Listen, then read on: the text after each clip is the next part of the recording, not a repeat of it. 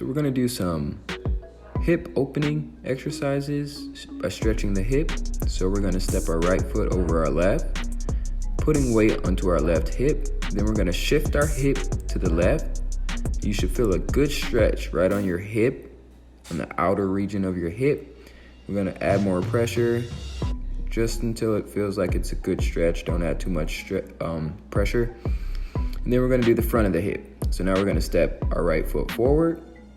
And what we're gonna do is we're gonna put our weight down on the front of our hip.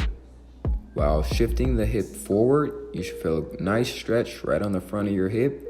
Now we're gonna do the same thing, but we're gonna switch sides. So now our left foot is gonna go over our right foot, and we're gonna be putting our weight shifted over to the right hip while shifting our hips to the right.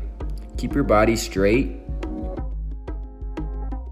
Again, we're gonna step our left foot over our right foot, shift our hips to the right, stretching out our right hip. Keeping our body straight, you should feel a nice little stretch onto your hip, and then you wanna do this for both sides. Next is going to be the front hip. To the front of the hips and do the same thing. So we're gonna step our left foot forward, putting weight forward and down onto our hip. You will feel a nice little stretch and pull into the hip. I like to give it a little rock back and forth, so add some dynamic movement into there. And then we're gonna get into the pigeon stretch. The pigeon stretch is gonna help open up our hips, our glutes, and it's just a really good stretch just to get your legs really loose before leg day and get your hips opened up.